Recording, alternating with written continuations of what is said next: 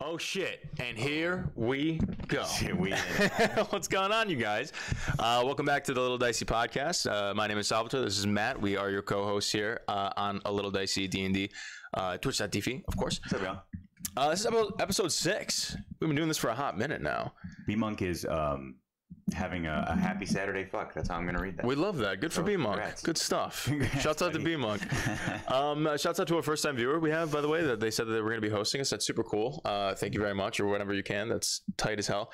For whatever reason, a lot of people like to just hang out, you know, the most midpoint of the day on Saturdays. So we got a lot of cool people in here, which is super nice. We got a couple of chocolatey voices. We do. Where else you want to be? That's right, man. Here. You just got to listen. You know, when you're looking for that midday, that mid-Saturday That's right. nap or wank.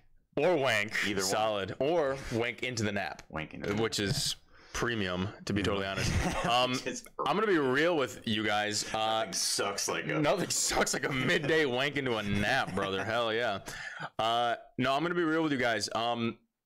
Because Matt just confessed this to me, but I also drank a little bit last night. So I don't know about you, I'm feeling it a little bit today. So today we might not be as energized as we usually are, but that doesn't mean that my opinions are not as fucking fully charged as they always are. Yeah, as dumb as they usually are. In fact, it's probably even dumber. Yeah. But I do have to also confess to you, Matt, personally.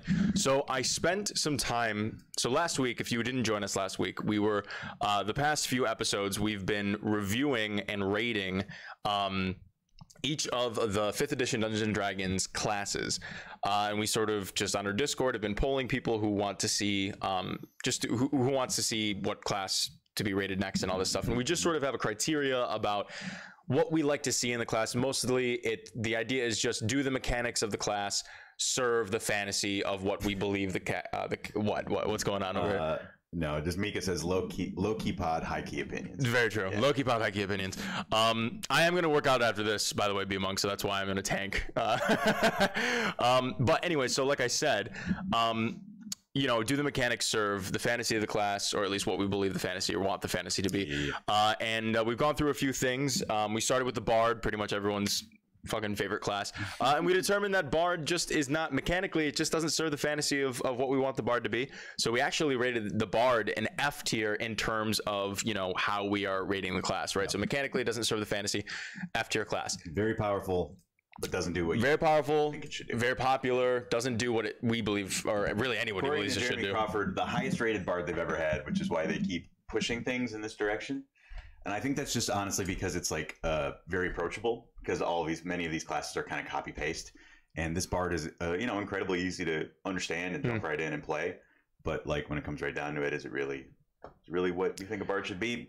We think no. I don't believe so, to be totally honest with you. We're just two chocolatey voiced dudes on a Saturday. That's right. No, but I was shouting in the void. Yeah, for sure. Conversely, though, our first S rank, which if you haven't been here, S here on this channel stands for suck, dude. There's that energy. Because everybody, and I mean everybody loves getting or giving a good suck. As often as possible at the same time. Truly. And druids suck. They're amazing. In every aspect of the class, all the mechanics are awesome. They feel great. You really feel like you are what the class says you are. And no matter what subclass you take as well, like you can take any one of these subclasses, you feel exactly how you should be feeling. It's great. The choices are always interesting. You get many unique factors that make you feel like you're sort of one of a kind, which is wonderful. So that's sort of the two ends of the spectrum. And in between, we've rated the Wizard, which it's another, obviously, probably the most classic class, I think, in Dungeons and Dragons in general, or really any like fantasy sort of role playing. The most classic class, in my opinion, is the Wizard. That's what everybody thinks about. And, you know, that's sort of mid-tier, right? Like, we sort of decided, like, you know, I mean, it's great, but, like, it's not the Druid, you know? And then finally, last week, we took a look at the Warlock. And we had varying opinions about it. I sort of thought the Warlock was also sort of mid-tier as we sort of were conversing about it. I just would prefer to see a little bit of a different mechanic going in on it. But I guess now that I've actually had time to think about that, and this sort of thing is twofold. Now that I've had time to think about that, the stuff that I don't like about the mechanics of the class and how their spellcasting works does not necessarily mean that what is already printed doesn't serve the fantasy of the class, which is where you were coming from. And Not your style. It's not my style, but that, again, that doesn't mean that what's on the page is not serviceable to what the Warlock is. And for that reason, I submit to you, sir, that the Warlock sucks. No, I fucking love Warlock, man. It's my favorite class for a reason. Now, I did go about saying that I was going to come here next week, so this week, with a sort of revised version of the Warlock class. I spent some time this week sitting down, trying my best to really balance out, like to bring something to you where I was proud of, and I could convince you that this is the appropriate, the better way to write the Warlock. I had 3 separate iterations that I personally, quote unquote, play tested. I just sort of ran through a couple different things. And I realized that 2 out of the 3 of them were broken as fuck immediately. Immediately, I was like, all right, this is way too, like, this is way overtuned. And then the third one was not, it didn't feel good. Like, it felt like, all right, well, I'm only doing this one thing now. Yeah. Which, that's what my argument was at the, sort of in the first place, that you kind of feel like you're only doing one thing. So I have not completed, or I haven't gotten to the point where I am, because I could show you the first one that I came up with, that when I started rolling some dice, I was like, oh, this is the strongest thing I've ever fucked. And I could do that, and you can be like, wow, this seems pretty cool, or whatever. And I'd be like, in the back of my mind, I'm like, yeah, because you can't be stopped. You know what I mean? Or like, yeah, you do insane damage. Kind of in the, what you've learned is probably the same thing that I learned. I think I said this off camera, actually. Did I say my Bard thing off camera? I think you did. Yeah. So chat, just to give you a little, real quick before you go on, shouts out to Extra. I believe they just resubscribed for another 6 months, dude. What up, bro? We love you, Extra. You're the tits. So I was just gonna say, after the stream, I was like, well, damn, Sal, if you're gonna redesign the Warlock, a class that I personally think is works pretty well, set written, yeah. Then I'll take a stab at rewriting, and redesigning the Bard, which needs it, and that way we can both show up and be like, hey, here's kind of like what we worked on during the week. And what I learned, and what Sal also learned, it sounds like, is that redesigning classes is hard. It's very difficult. It's very difficult. So I think when kind of what I was going to say, but I think what we can call this episode is not. And by the way, being like, oh yeah, I'm just gonna fucking nail a redesign of a whole class in a week. Right, yeah. Not something I would hire us, Wizards of the Coast, because yeah, we can do this shit in 1 week, no problem. But I think what we can do is kind of maybe talk about some, and you already kind of started to, but like I think what we can kind of do is maybe just talk about sort of kind of where we are so far, what we found, maybe some design principles, some specific things that we thought like, this is a direction that I feel good about, and maybe this is a direction that I like went in and realized, holy fuck, that's a terrible idea. Yeah.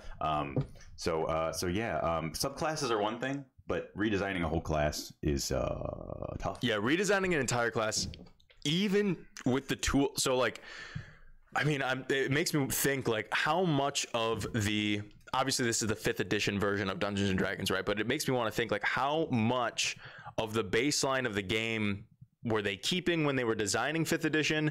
And then in that, like, how do you build, like, I mean, how do you come up with all, you know what I mean? Like all the, obviously it takes a team, like it's not 1-2 people or whatever. But when I was sort of trying to, really turn the Warlock into something that I really wanted to see, I just kept running into like the things that are baked in right now are great, but I need to figure out something that feels unique enough. And so it needs to be sort of its own situation, and coming up with something nearly entirely from scratch, right? Within the boundaries of like, all right, is this overtuned or whatever, it's just very difficult. Yeah. You know what I mean? I'll be transparent, especially because we moved the character on in our main campaign, but one of our previous players, Jenna, she played a Bard subclass that I created. And to give you a little behind the scenes on the class, it's very simple what I did, because I didn't necessarily, listen, God bless Jenna, whatever. She's not the most meticulous when it comes to mechanics, which is fine. So I knew that when I was designing this subclass for the Bard, I didn't necessarily have to break the mold. I just needed to figure out, all right, well, what's the fantasy that she wants to sort of present? And then, like, how can I sort of, essentially what I did was plug and chug. Yeah. I took, number one, Fate Shear is just cutting words. It's just cutting words. I literally just called it something else. Yeah, that occurred. Actually, the first time that occurred to me was when I was working on Bard this week. Yeah. Yeah. No, when you're reading, you're like, oh shit, no, it's literally, I went through and I go, all right, instead of using a melodic whatever or some sort of insult to confuse your enemy or to distract them, which is what the fantasy of cutting words is, which is great.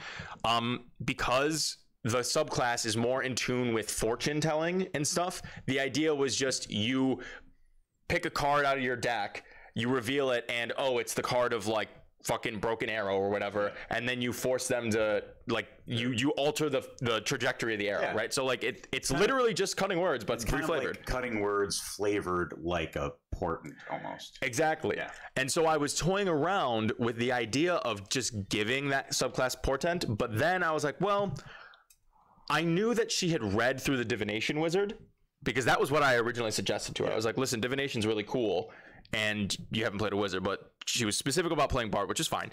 And so then I was like, all right, well, I don't want to just give her portent, which is then and it is overpowered in a sense, but I wanted the class to feel at least like strong, you know what I mean? Because there are some things in it where it's like, all right, after I think like level 6, there's like one other thing at like level 12 or something like that I added. I think it's 14. For 12, 14. But other than that, it's just a regular Bard. Right. Which is like, all right, whatever. Yeah, Bard doesn't actually get a lot from its subclasses, which kind of, in a way, frees it up to be, a little more. There's not a lot of there's less burden on the subclass design, in the sense that like that level 3 ability you kind of want to nail, because that's the thing that makes it special. Right. And then 6 and 14 are just kind of like, 6 is like, here's a little something. Yeah. And 14 is like, well, you're fucking level 14, so I can just give you something dumb. I can actually, you know what? Just to give us a base idea, and then before we jump into the full redesign, I can literally show you exactly what I gave for the Bard. Yeah, the College of Fortunes. Sure. Let's see. So it would be in my homebrew creations on D&D Beyond. Shouts out to D&D Beyond. If we ever get to a point where you would be willing to give us any sort of boon for sponsorship, please let me know. Any sort of boon. Our business email is available. You can find it somewhere, I'm sure, if anybody from D&D Beyond is watching. Okay, also, so if Sal will endorse any shampoos made specifically by a gaming company. 1000%. Not by a shampoo company. No. But if like Death Saves or D&D Beyond comes out with a shampoo, Sal will do a shampoo commercial. If Joe Manganiello puts out a shampoo line, I'll be the hamster that they tested on, Joe, dude. Hey, do you want to feel the hand of Vecna massaging your scalp? Because I got it right on my fucking skin. I don't know if this camera can pick it up, but I got the fucking tattoo of the hand in the eye of Vecna right over here. Yeah. And right over here is something you can feast your eyes on too, Joe Manganiello. Hey, Joe, hey. He could beat the fuck out of me. Challenge you to a nude wrestling match just now. I'll do it. Yeah. He did you know that he like loves professional wrestling? That surprises me less than that you love professional wrestling. You think that it's a surprise to you that I love professional wrestling? No, that's why I said less. I now follow what you're saying. Just cutting words to Sal. You did. To be totally honest with you, I was looking at these lifesavers. So we're going to pop one of these in. Anyway, so this is a quick recap of my subclass for the Bard of Fortunes, which was what Jenna, our previous player in the main campaign, played for 24 odd episodes. Yeah. So like we already talked about, at level 3, you pick the College of Fortunes. I basically wrote this. Bards of the College of Fortune stake their faith in the great potential of the realms. Time, luck, omens, boons, dreams, nightmares, and a little bit of prayer all have their place in the fate and fortunes of each and every being of the cosmos. It is the Bard of Fortunes that has access to these possibilities in many forms. Unlike the wizard, they who seek to understand and manipulate time using complicated theory and arcane arithmetic. So I went out of my way to be like, this is not a wizard, which is important because that was one of our main problems. The Bard of Fortunes relies on weaving their arcane abilities through many realms of the cosmos, including the realms of the dead. So this is sort of like, you can breathe life into the afterlife, or you could sort of like, you can do many different things with just having a very specific type of inherent spellcasting or inherent arcanum, right? So anyways, blah, blah, blah.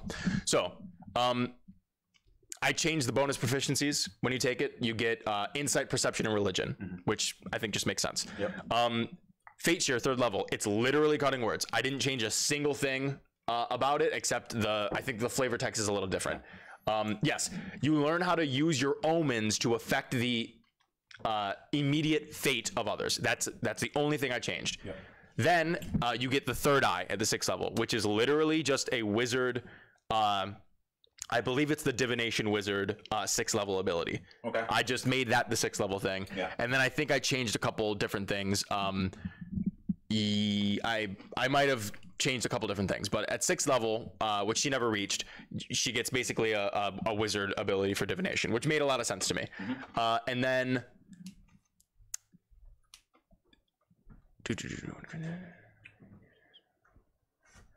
I don't have a cards mechanic. Yeah, there's a cards mechanic called just fortune telling, which is you get that immediately, and it's sort of based on the idea of portent in the sense of every morning you do your fortune, and then you basically get to decide like what you want to use it with, right? So with fortune telling, I went out of my way to be like, all right, I'm going to design an entire 21 card deck. And I basically went through the deck of many things, and I looked at each one of them. I looked at what each one of them did, and then I took whatever it was, and then I just simplified it down to like, all right, what is this really doing? All right, what's the base mechanic that I can do for this? I was wondering that. So that was what it is. Modeled after the deck of many things. It's modeled after the deck of many things, and it's got all of the stuff here. What, like, there are a lot of really good things. Most of them are good, and then some of them are omens, right? And the only way to really take advantage of the omens is to give them to your enemy. Which finally, after a little while, Jenna sort of realized, oh, if I just do something small while I'm holding this card, I take the omen, I deal with it, that's fine, and then I can give it to someone else, right? Which is cool. Is that is 21 cards the size of a tarot card deck? Yeah. You know, it's just it's half a full deck. Well, half of 52 would be 26. Just kidding. Just kidding. Can someone edit this out? Yeah, edit that out. 21 is it's not half a full deck. 21 is just a certain, like, the specific tarot deck. Yes, you're totally right. I'm sorry. I don't know. I think I was thinking of euchre, which I don't even know if it's correct. Whatever. And then there's Convergent Future. I don't necessarily remember. I don't know if you get this automatically. You might. You can peer through possible futures and magically pull one of them into events around you, ensuring a particular outcome. When you or a creature you can see within 60 feet of you makes an attack roll, ability check, or saving throw, you can use your reaction to ignore the die roll and decide whether the number rolled is the minimum needed to succeed or one less than that. That's probably the level 14 feature, because that makes sense. Because that is straight out of Chronologist Wizard. So that I was gonna say. So then I just went to Chronologist Wizard and I went, all right, that's that. Yeah. And that was it. That was the subclass. Grabbed something, basically. Yeah, it makes sense to me what you did. Yes. Sure. And so it just, to me, because that's all I needed, and it still made the subclass feel special and feel, you know, whatever, even though technically it wasn't original in the sense of like the abilities, it fucking worked. Yeah. So you want to do you want to share some design principles, some goals about Warlock, or do you want to, since we're talking about Bards, do you want me to? I want to jump into, because you have it in front of you, and I really want to dive into this, because if you guys didn't know this, we've talked about it a couple times, I've alluded to it a couple times. Matt is very, I'm gonna blow some smoke up your ass real quick. Hang on. Matt, yeah, just assume this position. Yeah, amazing. It smells great in there, by the way. Is that lavender? Oh, delicious.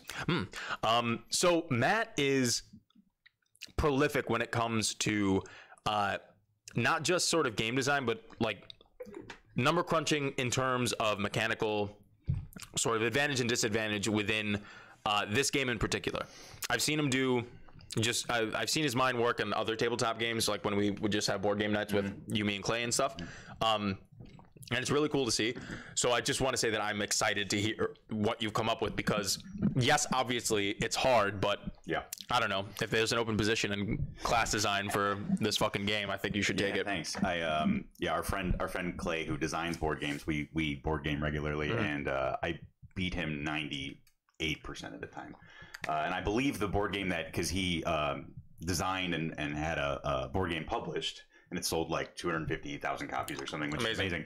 I believe I'm the only person to have beaten him at his own game, and I've played it one time. Anyway, there you go. I take no credit for that. It's just sort of the way my brain works. So yeah, I'll just sort of kick off a conversation about, again, my initial hope is that I could show up today and like kind of show the people a working BARD document. Right. We're not going to do that because I'm frankly not close enough. But what I can kind of do is talk about sort of what my initial goals were in quote unquote fixing the BARD, and some of the directions that I went in, and some of the sort of challenges that I saw, and kind of where I'm at now.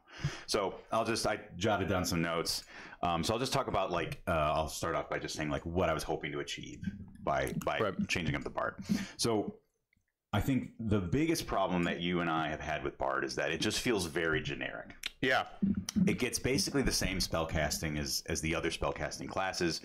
And other than Bardic Inspiration, which although sort of in title and in flavor does feel good, it's a pretty generic ability mechanically. Yeah. It's just a buff. Right. It's just a generic buff to basically anything, which is good. And I'm not throwing out Inspiration. I think it's fine. Yeah.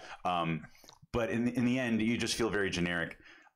So I did say this on the pod, I believe. I think the fastest fix to the BARD is to simply give them a few more BARD unique spells and pare down the spell list. Yeah. I think that's the fastest and probably the most realistic fix. Because if I'm WotC and I'm seeing these survey numbers and I'm like, holy shit, people love BARD because they can look at it for 2 seconds and play it. I'm not going to make drastic changes like what I might be suggesting. Right. Probably. But I would love to see just a pared down list because, you know, some of the spells that I've seen Jenna cast, the most iconic like Scanlan short halt spells just don't feel very Bardy to me. They feel like wizards. It's just, well, and primarily, if I remember correctly, besides like Bigby's Hand, I think the other more iconic one that Scanlan was casting was Counterspell. That's the big. Yeah. That's sort of like that's you do not get that in the base. Yeah, you don't Bard. Even get that in the Bard. You class. Don't get it. The only reason he got it is because he was a lore Bard and used his like wizard, like the level up whatever, and where he was like, I'm going to pick from the wizard list, magical secrets, and he took Counterspell. Yeah, so I'll touch base on magic. And that's how he beat a god. And that's how he beat a god with a different wizard spell by using a wizard spell. Like hey, McSqueakins, what up? What up, Squeaks? What up? Okay, so one, just making the BARD less generic. Yeah. Two, I wanted to get rid of the idea of BARD colleges in general because it just doesn't. It doesn't make any. I mean, no. We talked about this on the BARD episode. I've never once heard of anyone being like actually writing into their backstory that they went to a college. Yeah. Right. I mean, anecdotally, whatever, but. Please tell me if you fucking play a BARD and you actually wrote that, like, how's that worked out for you? Yeah, and in general, it's just kind of weird. Like, okay, the wizards are the nerds in high school that go to university, and the bards are the cool kids that go to community college. I guess because they got charisma. I know. I don't know. So getting rid of that, and instead I wanted to sort of associate the subclasses more with the type of performances or artistry. That specific niche that bard wants to do, right? So, and I'll get more into subclasses in a little bit. I wanted to give them a couple of mechanical goals. So those are kind of the flavor goals. Yeah. It's to focus on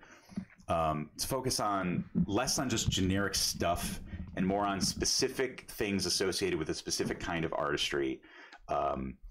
And ultimately, what I wanted to do is replace the spellcasting system with a system that I'm just sort of like the playtest name is compositions. Very cool. Basically, you could think of this as the Bard's songs. Cool. You know, I'm trying to keep things relatively generic because I do like the idea of not every Bard being musical, or at least not primarily musical, but basically the things that the Bard has, through his experience, created a piece of art, whether it's a song or a story or a performance piece or whatever, and that sort of replaces spellcasting.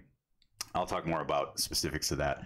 And then mechanically, I wanted to do a couple things. Is one, every class in the game relies on strength or dex for survivability, because those are the only ways to increase your AC.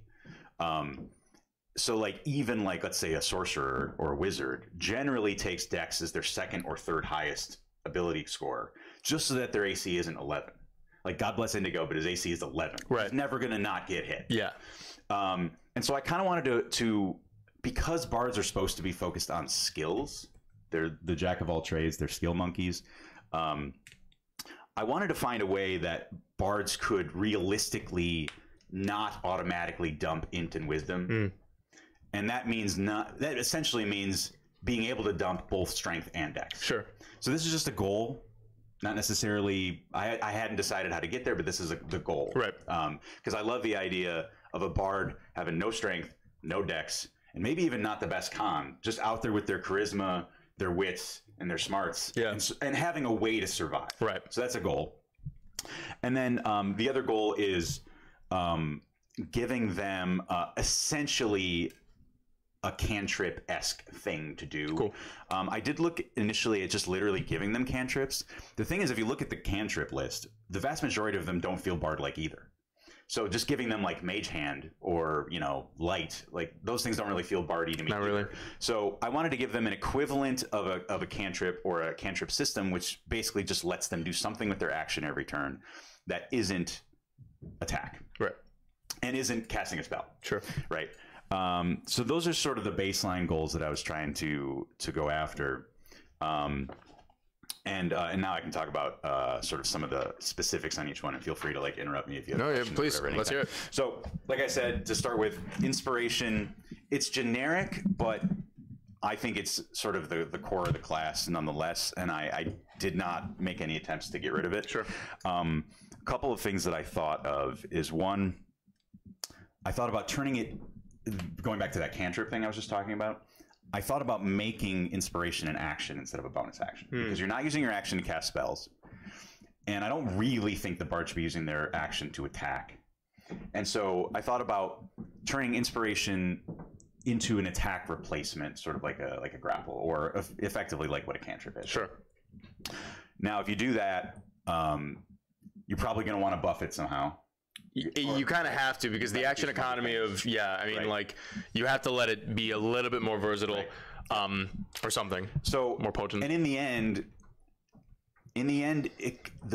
what is a bonus action and what is an action almost doesn't matter, as long as not too many things use the same. Right. So if your inspiration is an action and the other shit you're trying to do is bonus action, or vice versa, it kind of doesn't matter. It's kind of fine, yeah. So in the end, I sort of realized it kind of doesn't matter, but the goal is to like make the bard really not be attacking, and they're not casting spells with their action. And like, what else really is there? There's, you know, shoving a potion in somebody's mouth. There's using a like a wand or something. Right. But for the most part, it's not an issue. So I toyed around with that. I toyed around with, along the same lines, essentially turning the bardic inspiration into their cantrip, which would mean not only uses your action, but it's also unlimited use.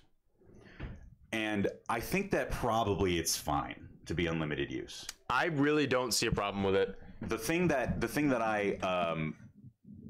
I ran into is like, okay, so let's say bardic inspiration was an at will type ability, right? One thing that would happen is you would have the entire party essentially super guidanced anytime you're not in combat, right? And so to fix that, I thought about, you have unlimited uses of bardic inspiration, but you have a limited number of dice that you can hand out. See, that's cool. Right. Yeah, so, that gives you a pool at the very least. Exactly. Yeah. So as your bardic inspiration goes D6, D8, D10, D12, you have 1, 2, 3, and 4 dice that you can hand out. That's cool. So you can use as many times as you want, but you can only have one person having the die at one time. Right.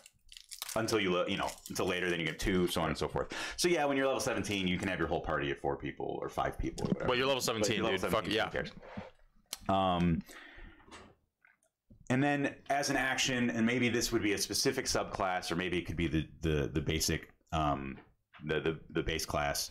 2 more things that I considered, and I'm kind of just talking about things that I've considered and some feedback on it, because I really haven't made any decisions yet. But one other thing is, like, if you allow the use of bardic inspiration to add the roll of the die both to hit and to damage, which is an ability of, I believe, the Valor Bard does that. One of either Valor or Swords. I think it's Valor though, because basically what you're doing is, instead of the Bard attacking and seeing if they hit and then rolling to do damage, they're just basically saying, I'm going to help you hit, and then if you hit, you do my damage. Right. So I think that that's actually balanced, and I think that flavor wise, that's kind of cool. If you are already built to not be doing damage on your turn, then it's balanced because there was no point where you were going to be doing the damage anyways. Right, exactly. So it's kind of like we talked a little bit about when we were designing a few things for Misha, the Chronologist Wizard that were homebrew. Ways to basically spend your whole turn being like, well, I'm not going to do anything, but I'm going to empower you to do more. And this is kind of a way to do that. So I spend my action giving you, let's say, +3 to hit. And then if you hit, you're doing my damage for me. You do, 3 more damage to hit. And it'd probably just be, your damage type because it's, you're the one doing the damage. You're just more effective because of the inspiration from the Bard. And then the last thing about inspiration that I was toying with, and I haven't come up with a good example of what it would be yet, but because now we have this system where a person is holding a die and you only have so many dice to hand out, and then obviously when they spend the die, they get this bonus. Usually it's going to change a hit into a miss, or a miss into a hit, or a failed save into a made save, So it's a huge deal when you use a Bardic Inspiration.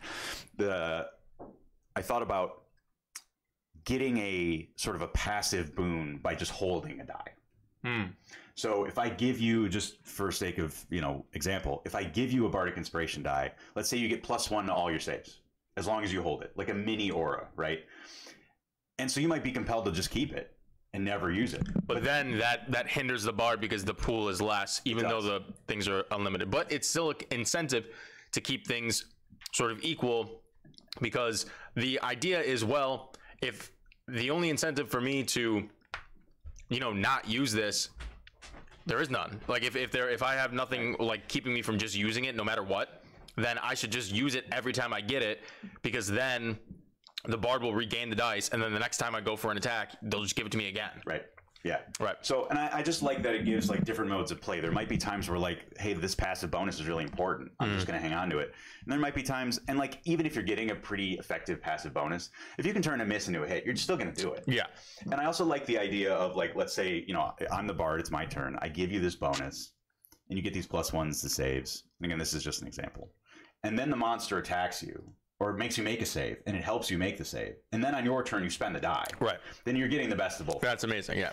And again, at level 5, because I would probably, I don't know when I would time it, but let's just assume for a second it scales sort of when cantrips do. Sure. At level 5, you have 2 die. So you might have one that's just like, hey, you could really use the boon, and then the other one is sort of your like action economy, giving inspiration every turn.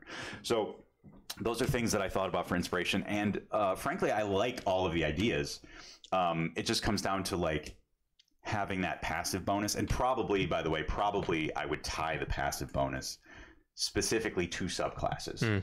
So that would be another thing that subclasses get that feels very flavorful, right? Yeah. So if the storyteller, so to speak, gives you that thing, then you get part of his lore-esque abilities, right, as a passive. And it also is just something interesting to have out of combat. Assuming that the bonuses, because I use the saves, I actually don't like that really as an example. But let's say it's something like Bards get Jack of all trades, right? So let's say it's something like the sort of lore-esque Bard subclass. If you are holding one of his inspiration dice, you get, for anybody that doesn't know, Jack of all trades gives you half your proficiency on anything you don't have, any skills you don't have proficiency on. So maybe the person holding the Bardic Inspiration die from that Bard gets Jack of all trades, or gets half proficiency on anything they are proficient on. So if the lore Bard, so to speak, so they get like half expertise, is what you're saying? Yeah, well, like half proficiency. So let's say the lore Bard has like a history proficiency, right? If you're holding his inspiration, you get half for the history. Proficiency for history. Gotcha. Sorry, I thought you meant you get half proficiency on stuff that you are proficient in. You meant stuff that the Bard is proficient in. Okay, that's cool. Yeah. So it's kind of like that's simple to understand if I was listening correctly. yeah. And it's like, admittedly, it's maybe a little harder to track on like D&D Beyond, right? Sure. Because you're referencing other players' character sheets. I'm less concerned about that, because you can find a way to do stuff if you really want. Yeah. But I just really like the flavor of that. The Bard is giving you part of his or her, just like knowledge and experience and whatever, is lending whatever travels they've been on that has given them this proficiency in history or whatever. He's giving you part of it through his inspiration. And I just think that's really cool flavor wise. So that's sort of where I'm at inspiration. For sure. With inspiration. And I think probably I am leaning towards using the action. I like that it gives you that cantrip-esque feel. I like the idea of unlimited uses but limited number of dice that you can hand out. And I like the idea of the decision making between, am I going to use the inspiration die to make this a hit, or am I going to keep it because I like the passive bonus that I'm getting from it? So those are the concepts that I'm like really vibing on, and I think are pretty fucking cool. Yeah, I dig that like a lot. Yeah. Cool. Thanks. You know, for all this shit, like what levels you get it at, I haven't really whatever much about it. But I mean, that's part of the thing when you take a spell casting class that like they have so many. If you look at the table, they have so many levels where they don't get anything except the next level of spells. Right. Like level 7, they get 4th level spells. They don't need to get anything else. Right. And when you take away spell casting, you gotta like give them something. Yeah. So there's a lot of levels in which to give them things. So that's kind of where I'm at on inspiration. The next one, as good as I feel about mechanically where I'm at on inspiration, the next one, I feel good about where I'm at sort of flavor-wise, but mechanically I'm still struggling. And I'll explain why. So the next one is sort of the compositions or the bard songs themselves, right. So to speak. So when I think of what bards do, when I think about what I want bards to do and what they do, frankly, in like video games and things, is they we'll generically say that they're musician type bards. Sure. They play their song, and the song either gives it passive bonuses, or like basically bonuses to everybody, debuffs to everybody. Right. Or there's some cases that I know of personally, and I'm not a huge video gamer, so I'm sure there's tons of examples of bards in video games that I don't even know. Or does something that like changes the landscape in a more interesting way, in sort of a less obvious but more interesting way. The one that comes to mind immediately is Mog from Final Fantasy VI. His songs were based on terrain types, and so he would basically, you know, flavor wise, I'm presuming he's telling this tale of, you know, trudging through the tundra, and the actual environment changes to tundra. Very cool. And the fact that the actual environment changes to tundra then presents, like, I think something like 3 random effects that can happen, and a lot of them are just like attacks, or like a snowfall does damage to everybody or whatever. So that's a very cool thing. It's much more complicated. Sure. The thing my first idea that I really liked is that these songs would impact everyone within range, both friendly and foe. And so it's kind of interesting to have a parallel effect that presumably buffs or debuffs everybody, both your people and their people. And a smart strategic bard will use them in the right moments. Right. So like, I mean, even if you just think about like action economy, if you let's say you just give everybody +5 to hit, and you got 4 people on your team and there's 1 person on that team, yeah, it's a parallel effect, but it's going to help your team more than their team. Right. Because now you're going to hit 4 times instead of 1 time. Right. So a strategic-minded bard will find ways to break the symmetry of these abilities, and I think that's really cool. Flavor-wise, I'm not as sure that the unfriendlies should experience your compositions in the same way that the friendlies do. So I'm not as sure about that. I also toyed with using language as a component, in the sense where, like, let's say you're going to start to tell a story or sing a song about a ballad of so-and-so, right? Mm-hmm. You get to pick what language you sing it in, and only people that know the language that you picked would benefit from it. I think that's really cool. I think that's really cool. I love it flavor-wise. The problem with it is then I have to make it work for maybe a subclass that doesn't use storytelling at all. Sure. Like if you wanted to have a subclass that's literally just an instrumental musician, then that doesn't really work. There's also this kind of weird thing where, like,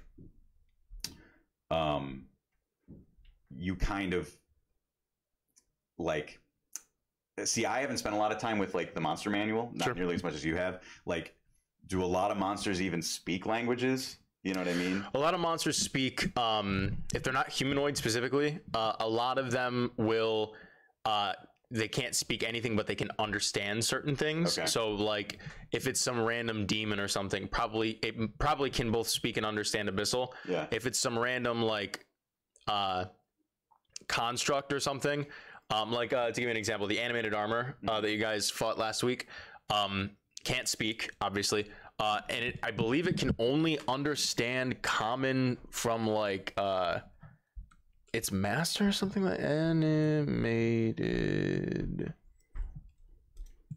armor. But like to give you an example of that, but continue and I'll tell you. Yeah, you can sort of presume that maybe every creature can speak common or no, language is null, so like nothing. Okay, like this thing doesn't even understand. Yeah, so if you're like fighting a bunch of like owl bears or something, there's going to be no language that they can speak. Right, maybe Sylvan, but because they're Fey, but I don't. And you can definitely give like there's a the Eloquence Bard gets an ability, I believe, at level 6 to cast tongues freely. So you could have an ability that just says like, hey, bro, your bard can get any creature to understand common or whatever. So there's ways to fix it, but that's another thing. The other thing that I recognize as I'm doing this is like these are very strategic like game mechanics. Is like, okay, what language, you know, like now I need to know like what all my party members' languages are, and then like what do I think they speak, and so I can try to like maximize whatever. And like that's my jam, but it's probably not a lot of people's jam. I think giving the bard the sort of the base, like your music is so powerful, or the art that you create just transcends language or whatever, and then any of your auditory abilities, or you know, if you have a subclass that's primarily like dance based or something like that, any of your visual abilities or your auditory abilities, maybe not, I don't know how it would be with visual. Well, yeah, no, I guess you could do either. Yeah, you just say any of your audio visual abilities affect creatures that otherwise couldn't understand you or couldn't see you. Right. Yeah, and so ultimately I kind of decided against the language thing, even though I thought it, for me personally, it's very cool. I fucking loved it. I love the ability to be able to dial in exactly who gets to hear the story. If it was 3-5, that'd be great. Yeah. So I ultimately kind of decided against that. I also just thought about like, hey, most people are probably not going to want to fuck with the parallel effect, with the symmetrical effects. So maybe just keep it simple and say you can affect any, you know, this song affects your allies. I think you can get away with that because there's a specific wizard ability later on, I think in Evocation, where you learn it as you level up, and you select who is affected by your own AoE spells. Fucking reading my mind. Yeah, so it's like, I think it's fine to have the parallel effect if at a higher level, maybe with a subclass or whatever, you give them the ability to manipulate that. And that's basically what I landed on, is probably sort of the leading kind of theory or whatever, where I'm like working right now, is that the parallel effect I think is interesting. There's really nothing else that does that. I mean, there are spells like Hypnotic Pattern that affect everybody, but that's really rare. So the sort of leading theory is having these things be sort of agnostic on who they affect on a fairly, like, let's say 60-foot radius, fairly wide range. And then at high level, you get to basically do that thing where you can pick the exceptions for the song. So those are just some of the things, just to give you guys like a sense of like the different paths that I go down, and then like, ooh, like this is why I think that might not work or whatever. All the different things that we look at, and then like that's just the basics of how it would work. But then coming up with what the effects themselves are becomes tricky, and part of the reason that it becomes tricky, let's see if I had anything on the next page about this. Part of the reason that it becomes tricky is just consumed design space. Yeah. Because one, most of what 5e uses are things like advantage, disadvantage, but those are just so boring. And the thing is, like, a lot of subclasses and classes have other ways to achieve that. Yeah. So like if you have a rogue who's, let's say you have an arcane trickster rogue who picked that subclass because they want to have a familiar that's always giving them advantage. Right. And then your bard's giving everybody advantage. Is kind of like, well, I don't know. Right. Or like you have, I think there's somehow I want to say that there's like barbarians, right? They can do the reckless attack or whatever that gives them advantage. Yeah. So now it's like, okay, so because advantage and disadvantage do not stack, just giving like everybody advantage or everybody disadvantage is all not only boring but kind of like I just feel like most of the time it's going to be super, Right. super whatever. The other thing, which is upsetting, is the paladin auras would be so perfect for bards. Right. But if you're constantly playing a song, the people around you in a certain radius or whatever. yeah, it's so Get perfect buffed. for bards. I'm not going to say that it's not also good for paladins. The thing is, though, like, I mean, unless I'm just redesigning paladins at the same time, Right. I can't just give bards auras also with, Right. with better range, right? And actually looking at the paladin auras, they're actually kind of interesting. They're really You know, cool. Like, I know that the base one, the aura of protection, is insane. Yeah. To just all the huge buffs to saving throws, but a lot of them are actually pretty interesting. And so, like, I would 100% be going in that direction with these songs, but auras are taken. So kind of where I've landed a little bit is doing things like sort of interesting status effects that maybe don't currently exist. Like one idea that I keep thinking of, because I just think it's really cool, is like a berserk effect, where like creatures affected by the Song of Berserk can only take The attack action rolls. or whatever, yeah. Right, can only make attacks, which in some fights will do nothing for you, right? Because the enemy's only making attacks anyway. Right. But in other fights, when you're fighting a wizard or like That would be nuts. That would be yeah, it'd be nuts. great. And so I think that bards should have these like things that are not always great, but in the right Circumstances, spot, they're really good. perfect, yeah. So more work needs to be done to come up with just effects that are just interesting and fun Yeah. to use.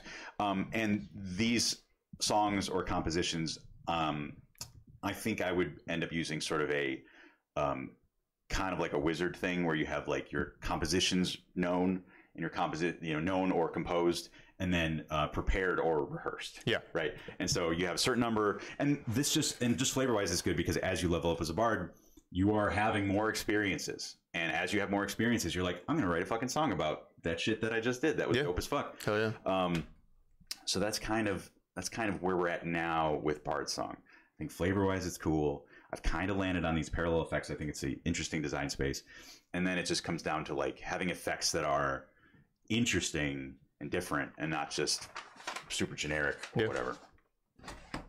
I hope this is interesting for you all, by the way. Yeah. Extra, after you guys rank all the classes, how do you feel about ranking multi-classes, like the most common ones? I think we could talk about multi-classing in general, especially like if Extra or other folks are like, hey, I had this idea for a multi-class. What do you think? You know? Yeah. Just be like, that fucking sucks. And be like, did they mean it sucks? Or What did do you they mean it sucks? Yeah. That's all. You always have to get the inflection right. Yeah, I think that there's a sort of a space where a lot of people are very interested in, I don't want to say min-maxing, but like people like to multi-class because it just gives you an extra layer of like who your character can be and like their motivations and stuff like that. And I think it's cool.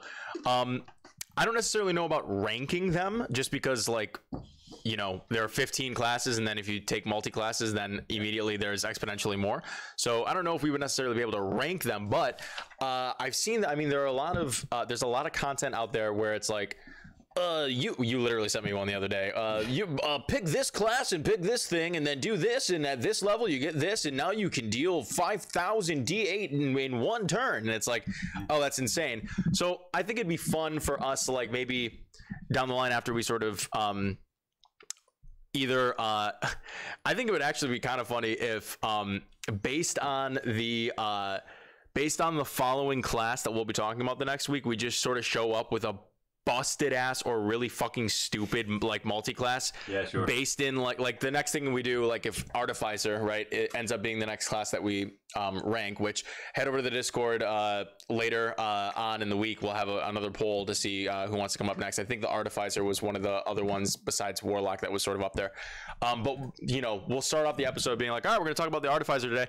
So that we're starting to do this now. Matt, we're bringing to the table a random multi-class having to do with the Artificer. Before we talk about it, I brought Artificer, I don't know, fucking Rogue. This is a busted way to just do an inordinate amount of damage with like one turn, because you're an assassin rogue and an Artificer, and you can do these buffs or whatever. And then you're like, oh cool, I made an Artificer I made like an Artificer Warlock, and my patron like is someone who doesn't like technology, so like I have this internal battle all the time, and these two mechanics completely fucking go against each other, and it gims me, but I think it's funny. But it's funny, or, you know what I mean? Like, so I think we could do that extra. I think it'd be fun to like, or just, you know, in the future, just be like, all right, hey, like, let's talk about busted ass or really funny multi-class combos. Tell us your multi-class ideas, and we'll That too.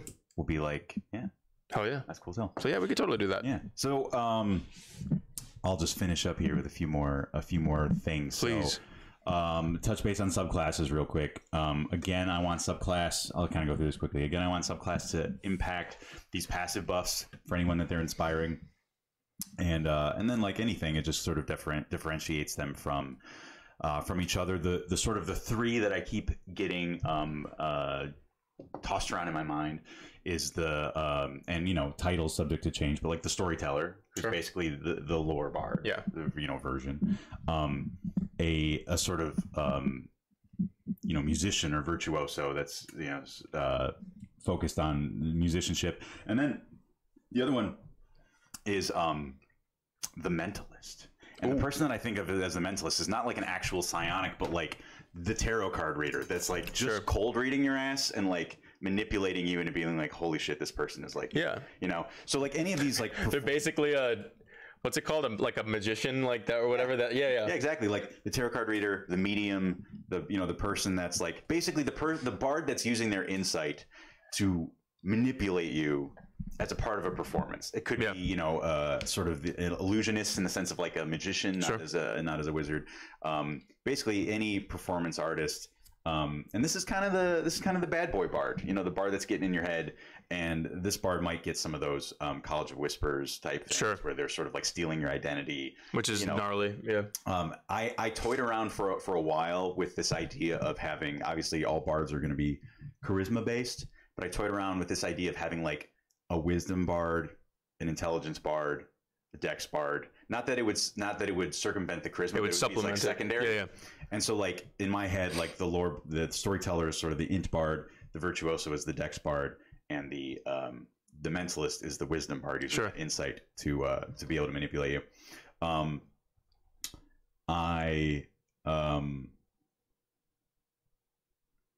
Just to give you a sense of one of those subclasses ideas for the storyteller, I wanted this person to be someone that collects stories in the way that a wizard collects spells in their spell. Very cool.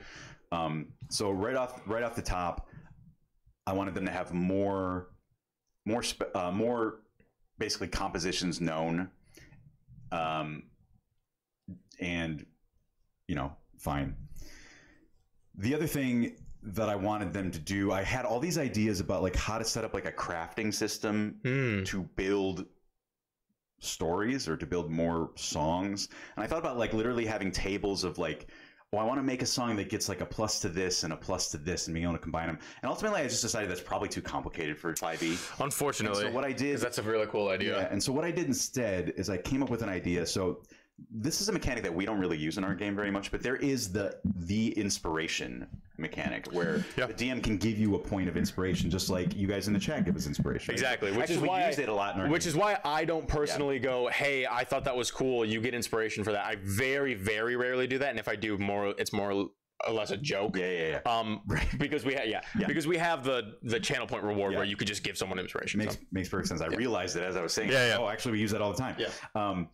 And so, but everybody can only have one inspiration point at a time. Exactly. Right. And so the idea that I came up with for storyteller, which I think is really fucking cool, is whenever they discover a story or a piece of lore directly from a source, not from a history check, but from talking to somebody or reading a book or something that isn't widely known. Right. I don't want this to be like, oh, the War of the Tens, right?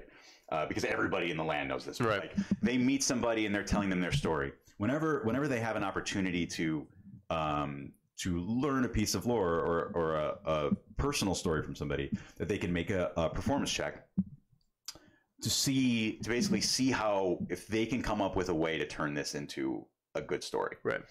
And if they succeed, they get a point of inspiration. In addition, they can hold a number of inspiration points equal to their proficiency bonus. Sure.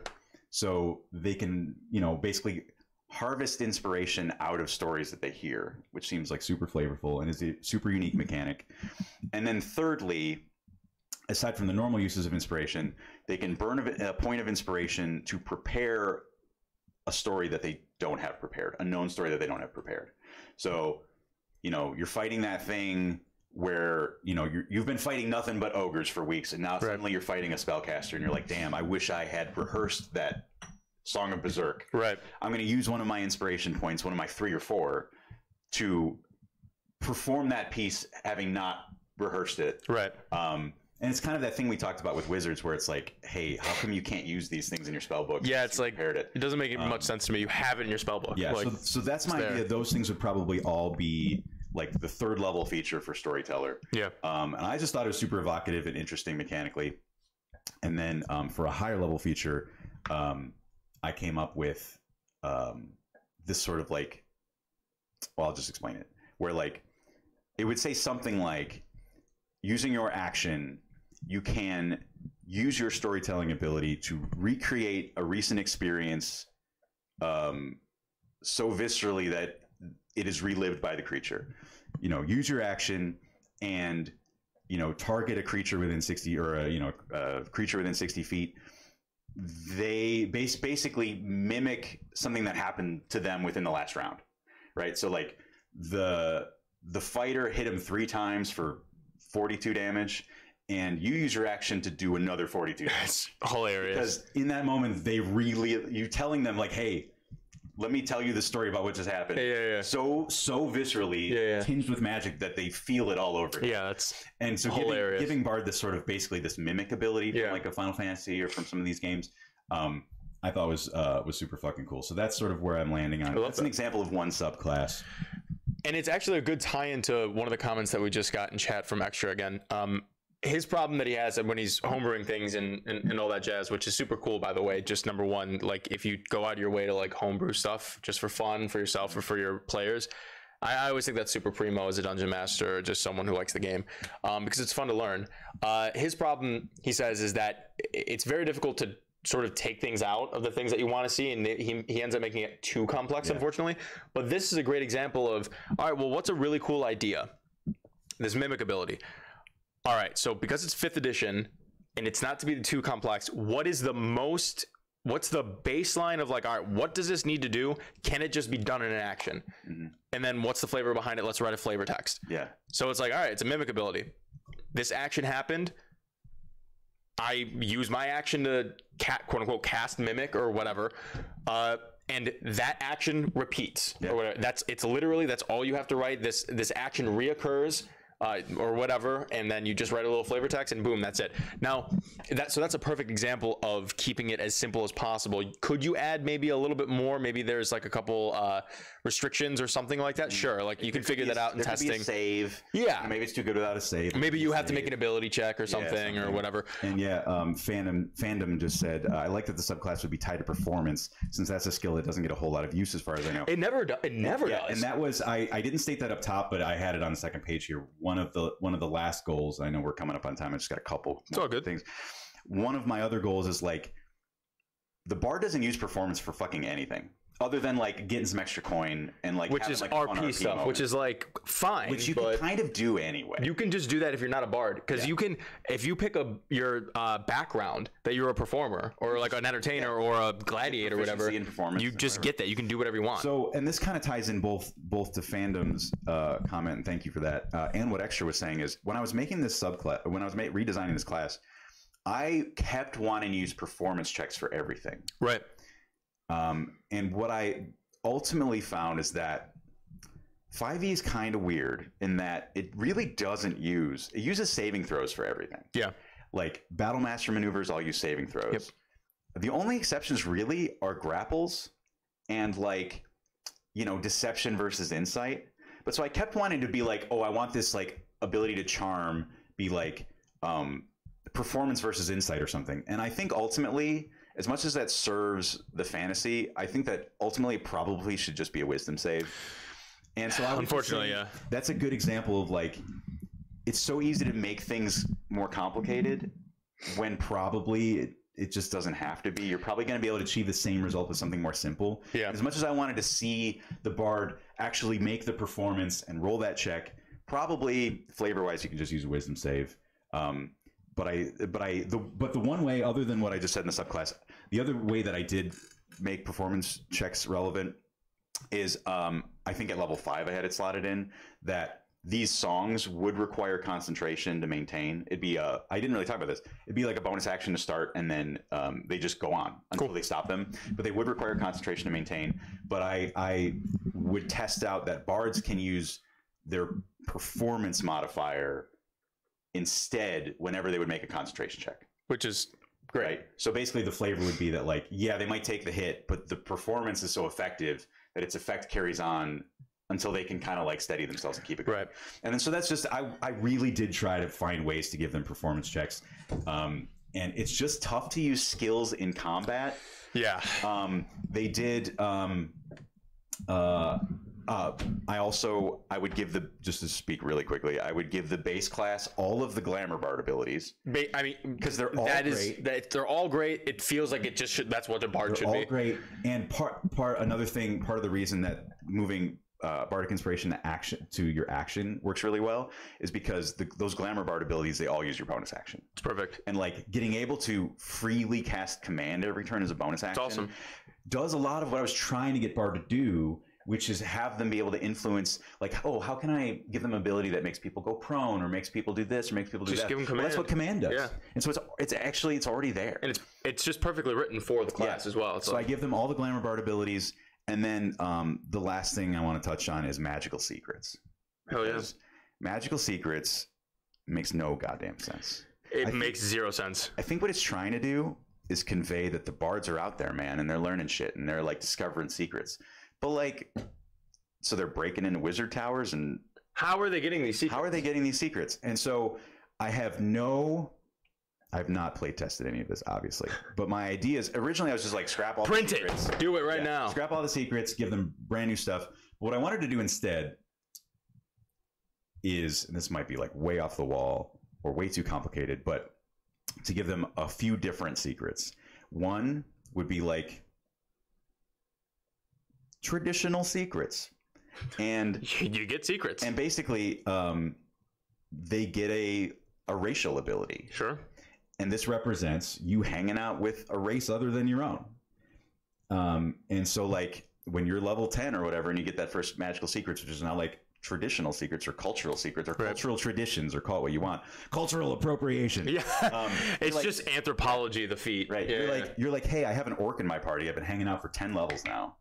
And by hanging out with him, I have learned how to focus in combat in such a way that if I go down, this might be half orc actually, I don't remember, but if I go down, half orc, yeah, I can pop back up at 1 hit point, because I've learned how to basically through meditation and all these things by like hanging out with him and getting to know his culture or whatever. I've learned the ability to do this. Now, I would not want this to be able to give you like long-limbed bugbear. Like it would that doesn't make any sense. It would have to be restricted by like something that you could reasonably do by physiology. But yeah, I love the idea of them being able to get a racial feature from a different race other than theirs. Similarly, you could do I toyed around with like at a higher level 14 one or whatever, you could do like class secrets, and you get sort of like either you get like barbarian rage that you can use, or cunning action that you can use. You get some the action surge or something like that. Surge, or you get you gain one of the magic initiate feats. Oh, that'd be really cool. So, and again, this would be representing, hey, I've been with a barbarian for 14 levels now, and I have learned to channel my rage. I've learned the secrets. Yeah, and at level 14, if your bard gets resistance to weapon attacks, like that's not broken. It's not broken at all. It's not going to make the barbarian feel bad either. You can get an item using that does their rage in a million different ways. Yeah, right? Of course. And so that would be 2 of the secrets, and then the third secret, I don't know, I'll come up with something else. But like, I do want the secrets to represent that the bards are out there in different cultures doing the thing in a way like the bard is kind of the ultimate adventurer to me. Yeah. They're just out there experiencing, and I want these secrets to represent their breadth of experience, and not just like I broke into a wizard's tower and stole counterspell. Yes. Anyway, I talked for a long ass time, but I hope that was interesting. Hell yeah. And then at some point in the future, I hope to be able to kind of show like an actual playtest version of this. Yeah. I think we should do a couple for real playtests and stuff and see how it is. And thanks for your questions, Extra and Fandom. I appreciate it. Yeah, we appreciate that, you guys. That's going to wrap it up for today's episode of the Little Dicey Podcast. That we talked primarily about just class design in general, specifically focusing on the Bard, because we really do believe that the Bard deserves better than what it has right now, at least mechanically, to serve what we all here believe what the Bard should be, right? Yeah. We love it already, but it can just be so much more. Yeah. So we hope that you found that interesting. If this goes up on YouTube a little bit later, I'm sure there's going to be some sort of, I'm going to come up with some sort of like clickbaity title or whatever. Yeah. It's like, we redesigned the Bard and this is what happened, or and it's some dumb shit. We fixed the Bard! 4 exclamation points. Yeah, and we didn't, but whatever. The good part, excuse me, is that we're already on the way there. Yeah. I think it's really cool. Hey, Edwin Sue, first time chatter. Oh, hell yeah. Maybe the magical secret should be more like Warlock's Invocations. It's interesting. Actually, my initial thought was that the sort of the compositions or songs I was talking about would be very Warlock Invocation-esque. And maybe it still will be, because that's definitely the piece of this that is I'm the least satisfied with. Right. And just to touch base on the Warlock real quick, because we sort of walked away from it. If I was going to make any changes to the Warlock, it would be the following: they get free Eldritch Blast, and they for free when Eldritch Blast levels at 5, 11, and 17. When they get Eldritch Blast, they get one of there's 4 boons upgrades. You just get them. You just get them at 1, 5, 11, and 17. And then at 17, you just have the gnarliest fucking Eldritch Blast, which for sure. And that would not break the Warlock, and it would make them just more fun, and it would let them pick all the other interesting invocations that exist. And that's how it fixed the Warlock. Hell yeah. There you go. Yeah, thanks for your question, Evan. Thanks, guys. Yeah, we're gonna head to the end slate. We hope you guys had a wonderful time. We did as well. The next time you can catch us is going to be, catch me specifically, is on this channel on Tuesday, 8 p.m. Eastern Standard Time. We're going to be doing Reroll. We're going to be talking about episode 25 of the Great Nylidian Crown that just happened. It was a fucking banger, if I do say so myself. So if you have any questions about that, I know a couple people posted in the Discord some questions already. So please head over to the Discord if you haven't already. Ask some things there. If you haven't checked us out, you can find the VOD up on YouTube right now. And yeah, so you can catch us every Wednesday here, 6 p.m. Eastern Standard Time for the Great Nylidian Crown, which is our live play Dungeons and Dragons stream. So thank you guys very much. Oh yeah. See you later. Fuck yeah, man. Hell yeah.